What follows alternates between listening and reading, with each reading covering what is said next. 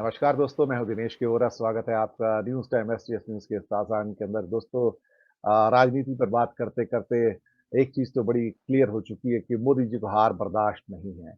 किसी भी कीमत पर सत्ता चाहिए और हम शायद कुछ दिनों से बात कर रहे थे, अब एक ही चीज़ हो रही बाकी रह गई है मंच के ऊपर कि मोदी जी के अब आँसू निकलने शुरू हो जाए, तो आज वो आँसू भी उनके निकल गए। और पता नहीं कैसे वो घड़ियाली आँसू बहा लेते हैं और ये भी एक टेक्नीक है। कैसे कर लेते हैं मुझे भी नहीं पता है। लेकिन अचानक से उनकी आँखों से आँसू बहने शुरू हो जाते हैं और लोग समझते हैं देखिए कितना इस इंसान के अंदर दया भाव है और कितना दीनहीन है। हर जगह अपनी गरीबी को मार्केट करता है और आज तो कह बैठे एक जगह मेरे पास तो साइकिल भी नहीं है। मैंने सोचा कि कितना गरीब इंसान है, इसके पास साइकिल नहीं है। सिर्फ 20 करोड़ वाली जो बीएमडब्ल्यू गाड़ियाँ हैं स्पेशली फिटेड उसके अंदर वो जाता है, आता है। ये वो आदमी है जिसने पिछले 25 साल से गाड़ी का दरवाज़ा नहीं खोला है, जिसने अपने हाथ से पानी का ग्लास नहीं उठाया। ये वो आदमी है जो कहता है मैं प्लेटफ़ॉर्म पे चाय बेचता था, लेकिन ये 20 साल से इसने कभी चाय नहीं बनाई है। गरीब तो मनमोहन सिंह भी थे, गरीब तो लाल बहादुर शास्त्री भी थे, गरीब देवगौड़ा साहब और इंद्र कुमार गुजराल भी थे, गरीब चंद्रशेखर और चरण सिंह भी थे। ना जाने कितने प्रधानमंत्री ऐसे हुए जो बहुत ज़्यादा गरीब थे, लेकिन किसी ने शायद मुझे लगता है कि सेल्स एंड मार्केटिंग का एमबीए नहीं किया होगा। इन्होंने सेल्स एंड मार्केटिंग का एमबीए किया हुआ है और हर जगह उसकी मार्केटिंग करते रहते हैं। भाई कहते हैं मेरे पास तो साइकिल नहीं है, तो भाई साइकिल क्यों होगी? 8,500 करोड़ का हवाई जहाज़ तो है ना आपके पास, उसमें ट्रैवल करते हैं आप, भारत लिखा हुआ है उसके ऊपर। आपके पास 3 छोटे और हवाई जहाज़ हैं जिनकी प्रत्येक की कीमत 1,500 करोड़ है। बोइंग 737 जो राजहंस और राजकमल के इन नाम की सीरीज़ है, उसपे कौन ट्रैवल करता है? आपको साइकिल की ज़रूरत क्या है? इसके अलावा 20 करोड़ की बीएमडब्ल्यू की पूरी सीरीज़ है और एक गाड़ी की कीमत और 10 करोड़ से ऊपर कीमत रेंज रोवर्स की जो आपके पास है, तो पूरा फ्लीट आपके पास है। आपको साइकिल की क्या ज़रूरत है? लेकिन मैंने सोचा सुबह मेरे एक पैनलिस्ट बता रहे थे कि मैं सोच रहा हूँ कि मोदी जी को एक साइकिल गिफ्ट कर दूँ। मैंने कहा साइकिल गिफ्ट कर दूँ, वो क्यों? कहता वो बेचारे आज बोल बैठे एक सभा के अंदर मेरे पास साइकिल तक नहीं है, मेरा हाल देखो कितना बुरा है। तो कहते मैं सोच रहा हूँ मोदी जी को एक साइकिल भिजवा दूँ 5-7 हज़ार रुपए की ताकि वो किसी को जाके ये ना कहे कि मेरे पास साइकिल भी नहीं है। वेल एक इंसान जो कहता है मेरे पास साइकिल नहीं है लेकिन उसे सत्ता चाहिए, हर कीमत पर चाहिए, झूठ बोलकर चाहिए, मक्कारी से चाहिए, ठगी से चाहिए, चोरी से चाहिए, जैसे भी चाहिए, चाहिए। अगर रेड्डी ब्रदर्स आते हैं तो उनका भी स्वागत है, आज वो भी उनके साथ शामिल हो गए। Reddy brothers the mine king of Karnataka underworld जिसको कहा जाता है, वो भी उनके साथ आ गए। कहता है आपका स्वागत है। अगर आप बलात्कारी हैं तो आपका स्वागत है, आप यौन शोषण करते हैं तो आपका स्वागत है, आप अपराधी हैं तो आपका स्वागत है। मोदी जी सबका स्वागत करते हैं, बस उनके पास साइकिल नहीं है। यही विषय है बातचीत करने के लिए कि सत्ता चाहिए, किसी भी कीमत पर चाहिए, किसी भी कीमत पर यानी कि कहीं भी गिर सकते हैं, कितना भी गिर सकते हैं, कोई लिमिट नहीं है। बातचीत करने के लिए हमारे साथ अनिल सिन्हा जी, मीनू जैन जी, अरुण शर्मा जी, ओम सैनी जी, राकेश अचल जी। विभिन्न अंचलों से आए हुए हमारे सभी मेहमानों का स्वागत है।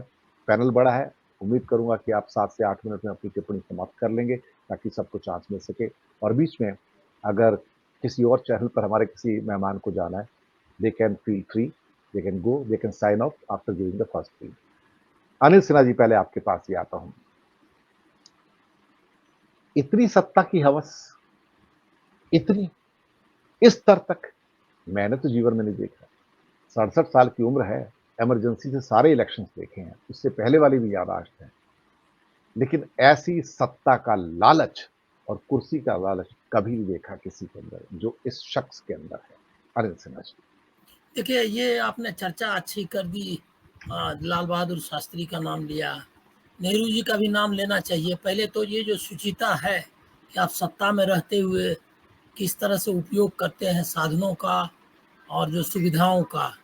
तो कुलदीप नैयर ने अपनी ऑटोबायोग्राफी में ये दोनों चर्चा की है। ये दोनों किस्से मैं बताना चाहूँगा कि जी, एक तो शास्त्री जी के बारे में पहले, शास्त्री जी ने बीच में रेल मंत्री के पद से इस्तीफा दे दिया था और उसके बाद लेकिन वो बंगले में रहते थे, बंगले में थे मौजूद और बंगले का वो दे रहे थे जो पेनल रेंट होता है, जो मतलब बढ़ा हुआ किराया, वो दे रहे थे। तो एक दिन जैसे वो पहुँचे कुलदीप नैयर उनके घर, यह गृह या तो कामराज नडार के बाद वाला इस्तीफा था, 2 बार इस्तीफे दिए और एक रेल मंत्रालय के बाद वाला। तो ये मेरे ध्यान में नहीं आ रहा कि किस समय, तो मंत्री पद से हट गए थे। तो वहाँ गया तो देखा इन्होंने कहा कि बंगले में चारों तरफ जो है पूरा अंधेरा है, ये में कहीं रोशनी, एक जगह रोशनी जल रही है। तो वहाँ वो गए तो उन्होंने पूछा, शास्त्री जी बाहर जब इन्होंने बताया, मतलब घंटी बजाई तो आए शास्त्री जी, खुद फिर आए बाहर। तो उन्होंने पूछा कि बत्ती जलाई, तो इन्होंने कहा कि आपने सारा कमरा अंधेरा करके रखा हुआ था, एक ही बत्ती, एक कमरे की बत्ती जल रही थी। तो इन्होंने कहा कि तुम, अब मैं मंत्री नहीं हूँ ना, तो ये बिजली का किराया कौन देगा।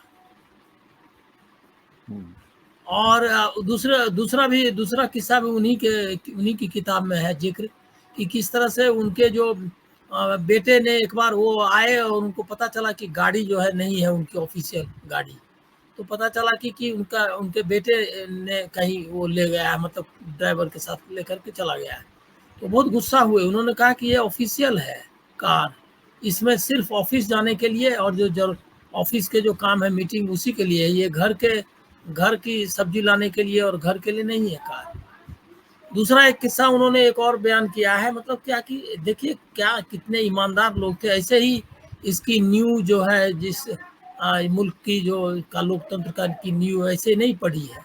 उन्होंने क्या किया कि उन्होंने जब गए, ये में किया, मतलब नेहरू की, मतलब विजया लक्ष्मी पंडित गई हुई थी हिमाचल प्रदेश। उस समय आपको याद होगा कि पेशू नाम का एक स्टेट था जिसकी राजधानी शिमला में हुआ करती थी। तो वहाँ पर वो गेस्ट हाउस में रुकी, वायसराय लॉज जो है वो वही वहाँ का गेस्ट हो गया था, गवर्नर हाउस, वो गेस्ट हाउस में रुकी। तो मुख्यमंत्री भीमसेन सच्चर थे, तो वहाँ के गेस्ट हाउस में रुकी और वो चली गई, उन्होंने पैसे पेमेंट नहीं किए। तो वहाँ का जो केयर टेकर था उसने मुख्यमंत्री से पूछा कि ये हिसाब किसके खाते में जाएगा, क्योंकि ये तो पैसे दे करके गई नहीं मैडम।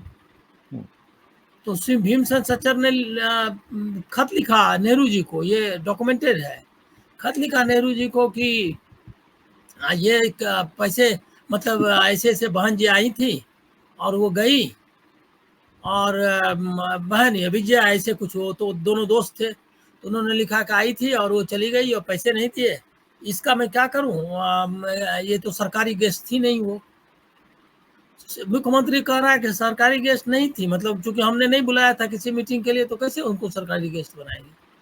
तो वो तो देखिए जवाहरलाल नेहरू ने क्या लिखा, जवाहरलाल नेहरू ने लिखा कि इसको मैं इसका पेमेंट करूंगा, लेकिन मैं, जानते ही हो कि इतनी सैलरी में काम नहीं होता है। 8,000 रुपये सैलरी थी उस समय, सैलरी जो मंथली थी प्रधानमंत्री की वो 8,000 रुपये थी। तो उन्होंने कहा एक बार मैं इसका पेमेंट नहीं कर पाऊंगा, इसको 5 किस्तों में भेजूंगा और ये कट कर चला जाएगा वहाँ, मतलब पेशू जो स्टेट गवर्नमेंट के खाते में, ट्रेजरी में जमा हो जाएगा। तो 5 महीने में उन्होंने 2,500 का बिल था, इसको 5 महीने में उन्होंने पे किया। और ये जो मतलब अपने हमारे प्रधानमंत्री हैं, उन्होंने पहला जो शपथ ग्रहण समारोह किया था वो अडानी के ये में आए थे, हवाई जहाज में। और हमको याद है कि लोग उसको जहाज और जहाज से उतरने और जहाज पर अडानी लिखा हुआ है, ये सब सारा कुछ चैनल ने कवर किया था। तो और दूसरा आपने देखा ही होगा कि अडानी के साथ किस तरह से वो बैठे हुए हैं एक हवाई जहाज में तफरीह करते हुए। दूसरा आपने ये भी देखा होगा कि किस तरह से वो कैमरा घूम रहे थे पुलवामा के दिन, वो ये कर रहे थे, सैर सपाटा कर रहे थे और एक शूटिंग में व्यस्त थे। आपने ये भी देखा होगा कि किस तरह से मालदीव में नीचे में वो जो जल विहार कर रहे थे। तो ये है इनका, यही है उनका कि साइकिल की जरूरत है। आपने सही कहा कि उनको साइकिल की क्या जरूरत है जब इतने साधन मौजूद है। तो मौज मस्ती, और उन्होंने इस पर कहा भी कि मैं मौज के लिए नहीं आऊँ, मिशन है मेरा।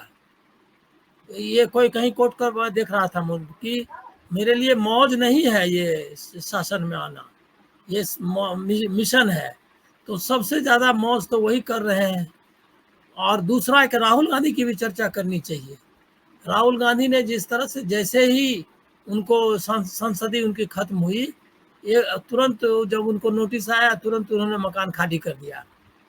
और उसके बाद उनका देख लीजिए, दिन में 10 बार कपड़े बदलिए और 15 बार शूटिंग करिए और उसके बाद बताइए कि हम तो कुछ नहीं, हम तो फ़कीर हैं।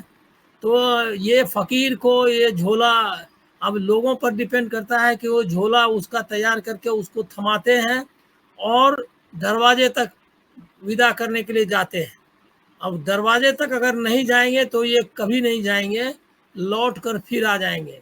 इसीलिए इनको ये चुनाव में भी बाकी इतने हैं, 3 और भी फेजेज हैं, इसमें उनको दरवाजे तक पहुंचाना चाहिए। जो झूठ और मतलब क्या कहें, दंभ और पतन की पराकाष्ठा जो इस पद ने देख ली है प्रधानमंत्री के रूप में, उसका खात्मा होना चाहिए। ये बकवास ये मोदी मीडिया ही चला सकता है इनके इस बकवास को।